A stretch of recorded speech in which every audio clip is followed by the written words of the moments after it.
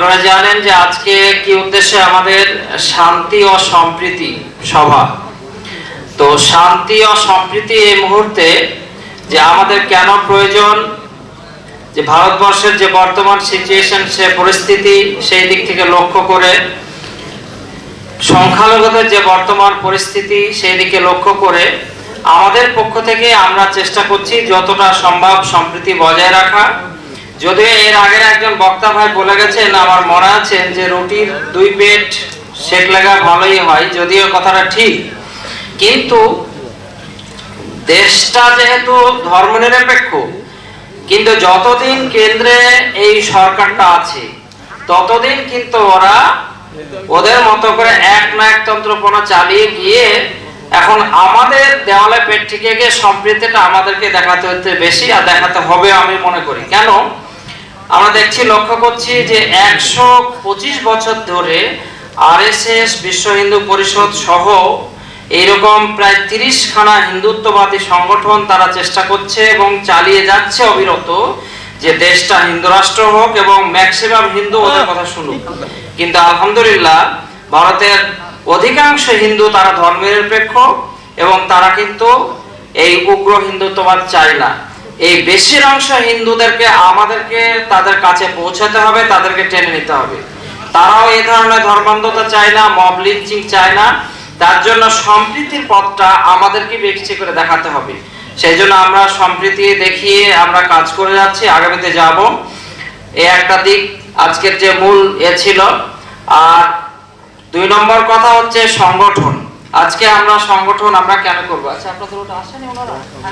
আচ্ছা আপনারা যান না, একটু যারা নেবেন, ওই যে কি নাম বলেছিল আপনার, কি নাম? মুজাহিদুল, কাইয়ুম খান, মুখতার আলী। আপনারা ওই সামনে যান, আরো এগিয়ে যান। আপনাদের দুজন ডিস্ট্রিক্ট ইমাম আছেন, শাহাদুল সাহেব, সেলিমউদ্দিন মিয়া, দক্ষিণ চব্বিশ পরগনা, আর ফাদার আছেন। যান, আসুন, তুলে দেন। নজরুল সাহেব আসুন, ওনার হাতে ওগুলো তুলে দিন। একজনকে হ্যাঁ সবাই ধরুন, দুটো করে একটা তুলে দিন না, আমাদের একটা ফটো করে নিন। হ্যাঁ, কেউ কেউ ছবিগুলো করবেন।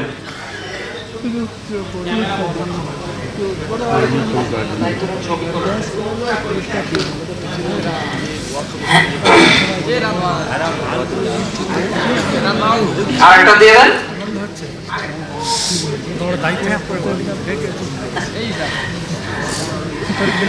হ্যাঁ ওটা দিয়ে দেন।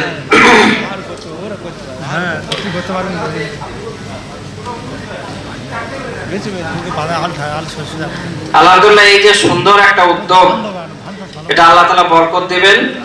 এবং দেখুন, আল্লাহ নবী সাল্লাল্লাহু আলাইহি ওয়াসাল্লাম বলেছেন যে 70% বেশি রুজি হালাল ব্যবসার মধ্যে আছে। সবাই চাকরি পাবে এমন না। সুতরাং আমাদের একটা সংগঠনের একটা লক্ষ্য ছিল যে ইমাম মুয়াজ্জিনদেরকে হালাল ব্যবসার মধ্যে যুক্ত করে মাথা পিছু ইনকাম বাড়ানো। কারণ আগে বলেছি এই কথাটা যে সমাজের সব থেকে ভালো কাজ করে যারা, সমাজের সব থেকে কম মাইনে পায় তারা, সেটা হচ্ছে ইমাম মুয়াজ্জিনরা। ইমাম মুয়াজ্জিনরা সমাজের সব থেকে ভালো কাজ করেন, এত কাজ করেন এই কাজের মূল্য দেওয়া যাবে না, কিন্তু পারিশ্রমিক সব থেকে কম পায়। আল্লাহর কাছে অবশ্যই তারা পাবে, কিন্তু দেখুন আমি মনে করি যে আমরা আজকে গুরুত্ব দিয়ে এই সংগঠনটা এত গুরুত্ব দিয়ে কেন করছি। অনেক সংগঠন আছে, যে সংগঠন আলেম ওলামা যুক্ত আছে, তারা দেশ ও জাতির মানুষের জন্য সেবার কাজ করছেন, কিন্তু যারা দুনিয়াটাকে সুন্দর করছেন, তো তাদের জিন্দেগিটা সুন্দর হওয়া দরকার। ফলে ইমাম মুয়াজ্জিন আলেম ওলামা তাদের জিন্দেগিটা সুন্দর হওয়া দরকার। কোরআন শরীফে আল্লাহ এটা বলেছেন, রব্বানা আতিনা ফিদ দুনিয়া হাসানা, যে দুনিয়াটা সুন্দর হতে হবে, আফিল আখিরাতে হাসানা, আখিরাতটা সুন্দর হতে হবে। তো দুনিয়াটা সুন্দর হতে গেলে আমার অন্তত মিনিমাম যতটুকু হালাল ইনকাম দরকার, ছেলে মেয়েদের আমি সুন্দর করে লেখাপড়া করাবো, আমি সঠিকভাবে চিকিৎসার ব্যবস্থা করাবো, আমি সঠিক সুশিক্ষা দিতে পারবো, এই যে এতটুকু আমার দরকার, সেইটাও কিন্তু মসজিদ কমিটি আমাদেরকে সংকলন করাটা দেয় না। ফলে ইমাম মুয়াজ্জিনদের সংগঠনটা তাদের পাশে দাঁড়িয়ে যে সমস্ত গরিব ইমাম মুয়াজ্জিন আছেন, যারা অসহায় আছেন কিংবা যাদের প্রয়োজন আছে, সেই সমস্ত ইমাম মুয়াজ্জিনদের পাশে দাঁড়িয়ে সংগঠন আস্তে আস্তে সব কাজগুলি করবে। এই যে একটা ফার্স্ট দক্ষিণ 24 পরগনা থেকে কিন্তু এটা শুরু হলো, যে তাদের সামান্য কিছু মাল প্যাকেজ করে দেওয়া হলো। মসজিদ কমিটির অনুমতি নিয়ে তাদেরকে একটা মালগুলো রাখার একটা জায়গাও দেওয়া হচ্ছে, অনুমতি নিয়ে তার কাছে থাকবে। মসজিদে এলান হবে যে মুসল্লিরা সামানগুলো বাইরে থেকে না কিনে ইমাম সাহেবের কাছে কিনবে। 15,000 বা 10,000 টাকার মাল দিয়ে যদি শুরু করে, ছোট থেকে কিন্তু বড় হয়। এই মালগুলা বিক্রি করে যদি দেখা হলো 1,000 টাকা লাভ হলো, পরে 11,000 টাকার মাল কিনে তারপরে আবার 12 করতে করতে করতে 6 মাস 1 বছরে ও কিন্তু বড় ব্যবসায়ী হবে। কিন্তু নিয়াত রাখতে হবে যে ওই টাকা ওখানেই লাগাবে। একটু ধৈর্য ধরে সবর করে দুদিনে বড় লোক হবো, এই চিন্তাধারা কিন্তু ছেড়ে দিতে হবে। মেহনত করে ইনশাল্লাহ শুরু হোক। তো তার জন্য আমাদের সংগঠিত হতে হবে। সংগঠন কেন করতে হবে? বারবার এই কথাটা বলি যে আজকে আমাদের যে অধিকারগুলি, আমাদের যে সমস্যাগুলি, সেই সমস্ত সমস্যাগুলি দূর করার জন্য আমাদের পাশে মানে সংঘবদ্ধ হতে হবে। আমি বলি যে একজন ইমাম সাহেবকে যদি মসজিদ থেকে তাড়িয়ে দেয়, সঙ্গে সঙ্গে কমিটি তার সেই মসজিদ কমিটির কাছে কৈফিয়ত তলব করা দরকার। সংগঠনকে এমন জায়গায় নিয়ে যাওয়া দরকার যে এলাকার কোথায় ইমাম লাগলে সংগঠনকে বলবে। অনেক জায়গায় মসজিদ কমিটির নামে ভাতা হচ্ছে, বিডিও অফিসে ডেপুটেশন দেওয়া দরকার, ডোমা অফিসকে জানানো দরকার। আমি বলি যে মাইনরিটি ডিপার্টমেন্টে যারা সংগঠন করবেন, সংগঠনের কিছু সিস্টেম মেনটেন করে চলবে। বলেছিলাম যে কমিটি গঠন করার পর ব্লক কমিটির লিস্টটা থানায় জমা দিবেন, বিডিওর সঙ্গে জমা দিবেন, বিএমএইচ এর কাছে জমা দিবেন, যিনি হসপিটাল দেখভাল করেন, যিনি পার্টির যারা দায়িত্বে আছে তাদের কাছে জমা দিবেন। আপনারা সরকারি যে সুযোগ সুবিধাগুলো আছে, সেই সমস্ত সুযোগ সুবিধাগুলো সঠিকভাবে ইমাম মুয়াজ্জিনরাও পাচ্ছে কিনা, এই যে প্রকল্পগুলো, সেগুলো আপনারা কিন্তু এটা কমিটির দেখভালের দায়িত্ব। আমি মনে করি অনেক ইমাম মুয়াজ্জিন কিন্তু 60 বছরের বৃদ্ধ যারা আছেন তারা বেকার ভাতাও পেতে পারেন। তারা গভর্নমেন্টের এগ্রিকালচার ডিপার্টমেন্টে যে সমস্ত সুযোগগুলো আছে, বিনামূল্যে সার বীজ থেকে শুরু করে যে সমস্ত দানা শস্যগুলো পাওয়া যায় সেগুলো, যন্ত্রপাতি যেগুলো পাওয়া যায় সেগুলো, এরকম পশুপালন দপ্তর থেকে বিওডিএ যে অফিসার আছে বিডিও অফিসে, তার সাথে যোগাযোগ রাখতে হবে। তার কাছ থেকে অনেক সময় মুরগির ছানা, গরুর, পশুর সমস্ত জিনিসগুলো পাওয়া যায়। তারা গরু বিতরণ করে, ছাগল বিতরণ করে, মৎস্য ডিপার্টমেন্ট থেকে বিতরণ করে, সেগুলো যোগাযোগ রাখতে হবে। মাইনরিটি ডিপার্টমেন্টের প্রত্যেকটা বিডিও অফিসে হচ্ছে জয়েন্ট বিডিও সাহেব হচ্ছে নোডাল অফিসার, কোথাও বিএলএফরাও দেখভাল করে। আমাদের সেন্ট্রাল গভর্নমেন্টের যে স্কিমগুলো আছে এগুলো ভালো করে বুঝতে হবে। সেন্ট্রাল গভর্নমেন্টের মাইনরিটির যে উন্নয়নের জন্য ওরা এমএসডিপি ফান্ড দিত, কিন্তু গত 5 বছর থেকে বন্ধ করেছে। আমাদের রাজ্য সরকার একটা ফান্ড দেয় এমডিডব্লিউ, এই এমডিডব্লিউ ফান্ড থেকে 15 রকমের কাজ করা যায়। এই বছরই প্রত্যেকটা বিডিও অফিস থেকে মাইনরিটি ডিপার্টমেন্টের উন্নয়নের জন্য 2 কোটি টাকা, 2.5 কোটি, 3 কোটি টাকা তার অ্যাকশন প্ল্যান নিয়েছে। যারা সংগঠনে আছেন তাদেরকে এটা উদ্যোগী হয়ে জয়েন্ট বিডিওর সাথে, বিএলএর সাথে, বিডিওর সাথে বসে আলোচনা করতে হবে যে আমার এলাকায় আমার ডিমান্ড কি। আমার অমুক ইমাম সাহেবের ঘর হয়নি, আপনি ওখান থেকে স্কিম দিতে পারেন। আমার অমুক ইমাম সাহেবের বাড়িতে বাথরুম হয়নি, আপনি ওখান থেকে স্কিম দিতে পারেন। এই কিছুদিন আগে মাইনরিটি ডিপার্টমেন্ট থেকে একটা ঘর এসেছিল আমার জেলাতে, আমি প্রায় 250 করে ঘর পেয়েছি। আমি আপনাদের জেলাতে খবর দিয়েছিলাম, কিন্তু দেরি হয়ে গেছিল। অল্প কিছু ঘর কয়েকটা ব্লক পেয়েছে, সেটা হচ্ছে মহিলাদের জন্য ছিল, minority district women housing scheme. আর আগামী ডিসেম্বরে হাউজিং ফর অল, যেটা হচ্ছে বাংলার আবাস যোজনা, প্রধানমন্ত্রী আবাস যোজনা যেটা আছে, সেটার জন্য আমরা রাজ্য ভিত্তিক এটা আলোচনা করেছি এবং সেটা আমরা সরকারের যারা আধিকারিক আছে তাদের সঙ্গে বসবো, যে ওরা যদি সার্ভে করে আমাদের যারা নিডি পার্সন আছে তাদেরকে যদি ওরা ইনক্লুড করতে পারে, তাহলে কিছু ঘর কিন্তু পাওয়া যাবে। এই বিষয়টা নিয়ে আমরা অবশ্যই ইমাম, পুরোহিত সবাই মিলে এটা আমরা একটা কথা বলবো। আর সেটা হচ্ছে আরেকটা ম্যাটার বলবো, সেটা হচ্ছে ওয়াকফের যে ব্যাপারগুলো। ওয়াকফ বোর্ড আপনারা জানেন, ওরা আগে যে সমস্ত কাজগুলো হচ্ছিল অনেক ভালো হতো, ডিস্ট্রিক্ট ইমামদের একটু গুরুত্ব দেওয়ার ফলে এখন অনেক হয়রানি হচ্ছে। আমাদের এখন বড় ডেপুটেশনের প্রয়োজন, আমরা একটা আলোচনা করব। সেখান থেকে যে হয়রানি হচ্ছে বিডিও অফিসগুলোতে জমা দেওয়ার ফলে দীর্ঘদিন বিএলএফরা ফেলে রাখছে, এই জন্য সংগঠনটা মজবুত করতে হবে যে BLF, BDO, joint BDO, Doma এদেরকে এমনভাবে আপনাকে যোগাযোগ রাখতে হবে এবং ওয়াকা বোর্ডের সাথে আমাদের স্টেট কমিটিকে ভালোভাবে যোগাযোগ রাখতে হবে সেই সমস্ত সমস্যাগুলো দেখার জন্য। তো তার জন্য আপনারাও পাশে থাকুন, সুন্দরভাবে করুন। আর সামাজিক কাজকর্ম কিছু করতে হবে, প্রত্যেকটা ইস্যু ভিত্তিক আমাদের করতে হবে আর ডকুমেন্টারি রাখতে হবে। কমিটির হিসাবপত্র কিন্তু স্বচ্ছ হতে হবে, চাঁদা নিলে পরে রসিদ দিয়ে চাঁদা নিতে হবে, আর হচ্ছে হিসাব কিতাব কিন্তু অডিট হতে হবে, স্বচ্ছ হতে হবে। বছরে কমপক্ষে আপনার 2টো করে মিটিং প্রত্যেক ব্লকে হতে হবে, 6 মাস অন্তর আইবের হিসাব সেখানে ক্লিয়ার করতে হবে। ডিস্ট্রিক্ট কমিটির মিটিং এরকম বছরে কমপক্ষে 3বার 4বার হতে হবে। ডিস্ট্রিক্ট কমিটিকেও বলেছিলাম তাদের লিস্ট টোটালটা একটা ডিএম সাহেবকে, একটা এসপি সাহেবকে, একটা ডোমাকে, একটা CMH chief medical health officer, আমি তো আমার জেলা থেকে কি কি প্রকল্পে কাজ করে দেখুন। আমি এই বছর আমার জেলা থেকে 450 ইমাম মুয়াজ্জিনকে চশমা দিয়েছেন, যারা হচ্ছে যাদের মানে ক্যাম্প করে, কিভাবে সিএমএইচ এর সঙ্গে যোগাযোগ করে।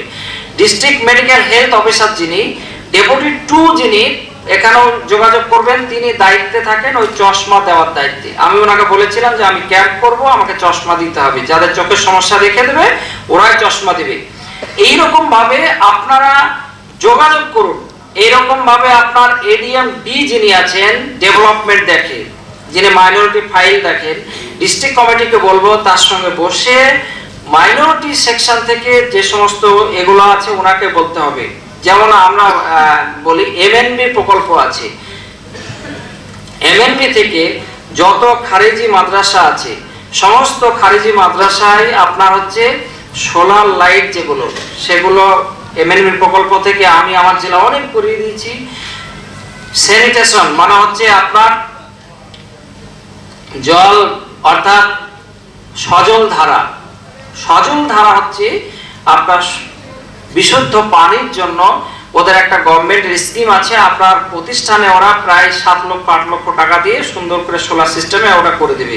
এটা জেলা পরিষদ থেকেও হয় এবং আপনার এডিএমডি ডেভেলপমেন্ট অফিস সেখান থেকেও হয়। আর একটা হচ্ছে কমিউনিটি টয়লেট, আপনার মসজিদেও পেতে পারেন, মাদ্রাসাগুলোতেও পেতে পারে।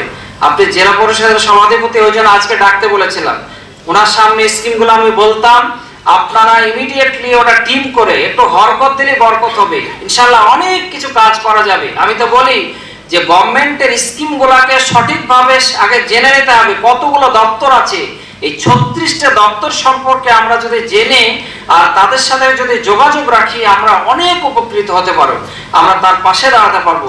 সেই জন্য সাংগঠনিকভাবে বলবো আপনারা ওইগুলা করুন। আর শিক্ষার ব্যাপারে আলামিন মিশনের সাথে আমাদের টাই আপ হয়েছে। আর পতাকার শিল্পপতি যে মুস্তাক সাহেব, তার আন্ডারে যে এম ক্যাটের মিশন চলে প্রায় 30টা, তাদের সাথে কথা হয়েছে নুরুল সাহেবের সাথে, তারাও একটা স্কলারশিপ দেয়। আপনাদের ছেলে মেয়ের প্রয়োজন হলে সেখানেও আমরা স্কলারশিপ ওখানে দিয়ে করতে পারবো, ভর্তির হেল্প করতে পারবো। আর স্বাস্থ্যের ব্যাপারে যেটা বললেন সাব্বির ভাই, মুস্তাফিজ ভাই, ওনারা পিজি সহ কলকাতার বিভিন্ন হসপিটালে আমাদের লোক রাখা আছে। ভর্তি হতে সমস্যা হলে বলবেন পাঠিয়ে, আমাদের হেল্পলাইন যেটা আছে ওটাতে ফোন করবেন, কোন রকম সমস্যা হলে আপনাদের পাশে আছি। আগামীতে আমরা চাইবো যে প্রত্যেক ব্লক ভিত্তিক ইমামদের ট্রেনিং হবে, আমরা সার্টিফিকেট প্রদান করব, একটা শর্ট কোর্সের ট্রেনিং, তারা অনেক কিছু শিখতে পারবে, অনেক হবে। যেমন বক্তব্যের ট্রেনিং হয়, এরকম ইমাম মুয়াজ্জিন প্রশিক্ষণ শিবির আমরা করার চিন্তা ভাবনা আছে, এটা একটা করার দরকার আছে। আর মেনলি আগামী গত বছর যেমন হয়েছিল আন্তর্জাতিক কেরাত সম্মেলন, এবার আমরা ইনশাআল্লাহ চেষ্টা করব যে একটা বড় করার সম্মেলন বা থেকে বড় কিছু করার। এইভাবে আমরা সবাই সবার পাশে দাঁড়াবো। আর কোন রকম যদি কোনো জানার কিছু থাকে আপনারা আপনাদের ব্লক মজবুত করুন, প্রত্যেকটা অঞ্চল কমিটি করুন, অঞ্চল committee, block committee, sub division committee, জেলা কমিটি সুন্দরভাবে সাজান। আমরা রাজ্য কমিটি করছি, রাজ্যের তো অফিস হয়ে গেছে, আমরা রাজ্য থেকে যেটা ফর্ম মানে সদস্য সংগ্রহ ফর্ম সেটা অনলাইন করার চেষ্টা করছি, যেটা অফলাইনেও হয়ে গেছে, আপনারা ওটা দিন। তো ওইভাবে করে আইডেন্টি কার্ড সাপ্লাই দিতে হবে। অফিসে আপনার একটা ডকুমেন্টারি থাকবে জানো, সেই জন্য সুন্দরভাবে সবকিছু সুন্দর নিয়ম হোক।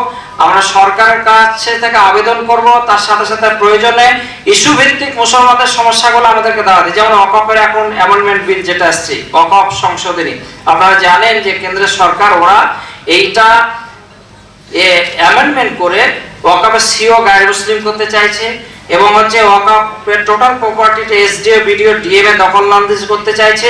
ফলে প্রচুর মাদ্রাসা মসজিদ খানকা কিন্তু এটা কিন্তু যেখানে বিজেপি গভর্নমেন্ট আছে সেখানে কিন্তু তারা বন্ধ করে দেওয়ার একটা প্ল্যান করবে। হয়তো আমাদের এখানে কোনো সমস্যা হবে না, পরে যদি গভর্নমেন্ট চেঞ্জ হয় সেই জন্য ওয়াকফ এইটা একটা ফলে চাপের ফলে এই যে রায় দেওয়া চলছে, মানে পাবলিক অপিনিয়ন চলছে, জেসিপি জয়েন্ট পার্লামেন্টারি কমিটি যেটা করছে, এই রায়ের গতকালকে ডেট শেষ ছিল কিন্তু 2 দিন বাড়িয়েছে, আজ আর কাল। ফলে ওটা আপনাদেরকে বেশি বেশি করে ওটা শেয়ার মানে করতে হবে, রায় দিতে হবে, ওই মানে ক্লিক করে সেটাতে ওপিনিয়ন জানাতে হবে, সেটা আমরা ইনশাআল্লাহ করব। আর আরেকটা লাস্ট কথা বলে দিই, সেটা হচ্ছে উৎকর্ষ বাংলা। পশ্চিমবঙ্গ সরকারের সেন্ট্রাল গভর্নমেন্টের এই স্কিমটার নাম হচ্ছে স্কিল ডেভেলপমেন্ট, আর আমাদের পশ্চিমবঙ্গ সরকারের এটার নাম হচ্ছে উৎকর্ষ বাংলা। আমি আমার মুর্শিদাবাদে 3টে সেন্টার করেছি, অন্য জেলাতেও করেছি। আমি জেলাকে বলেছি বেকার যুবক যুবতী যারা ইমাম মসজিদের ছেলে মেয়ে যারা হচ্ছে মাধ্যমিক পাস আছে, তারা 12,000 থেকে 16,000 টাকার ওয়্যারহাউসে প্যাকেজিং অ্যাসিস্ট্যান্ট ওয়্যারহাউস, এই সমস্ত যে অনলাইনে মাল ডেলিভারি হয় ফ্লিপকার্ট, অ্যামাজন, বিভিন্ন বড় বড় কোম্পানির, আমাদের সাব্বির ভাইয়ের ওয়্যারহাউস আছে। তো এইরকম ইন্টারন্যাশনাল কোম্পানি যে ওয়্যারহাউস যেগুলো আছে সেইখানে প্রচুর লোক নেই, ছেলেপিলে নেই। তো ওরা গভর্নমেন্ট থেকে যে সংস্থা ট্রেনিং দিয়ে সার্টিফিকেট ইস্যু করে তাদের সেই ছেলেগুলোকে ওখানে কাজ দেয় তারা। তো আমরা যে ট্রেনিং পার্টনার মানে টিপি, আমাদের যে আইপিএস হুমায়ুন কবির স্যার আজকে আসার কথা ছিল, ওনার জ্বরের জন্য আসতে পারলেন না, ওনার যে সংস্থার সঙ্গে আমরা যোগাযোগ করে একটা আমরা কাজ করছি। তো যদি সেন্টার করেন, আপনাদের সাগরে একটা সেন্টার চালু হয়েছে দক্ষিণ 24 পরগনা, আর জিয়াউল ভাইকে বলেছি, আব্দুল হাকিম ভাই বলেছি যে আপনারা ব্লকে ব্লকে সেন্টার করুন, সেখান থেকে অনেক ছেলে মেয়েরা কাজ পাবে। একটা সেন্টারে 72টা ছেলে, 3 মাস ট্রেনিং, 1 টাকাও লাগবে না, ট্রেনিং এর পরে 100% তাদেরকে কাজ দেওয়া হবে। আমরা যদি এইভাবে যদি পাশে দাঁড়াতে পারি, ইনশাআল্লাহ আমরা অনেক দূর যেতে পারি ইনশাআল্লাহ। আপনারা সবাই সাথে থাকবেন তো ইনশাআল্লাহ নাকি? আমরা আপনাদের সাথে আছি, বিস্তারিত ওনাদের বুঝিয়ে দেবো ইনশাআল্লাহ সবাই মিলে। আল্লাহ তাআলা আমাদের তৌফিক দান করুন, আমরা সবাই ভালো থাকি, সুস্থ থাকি। ওয়া আখির দাওয়ানা আলহামদুলিল্লাহি রাব্বিল আলামিন।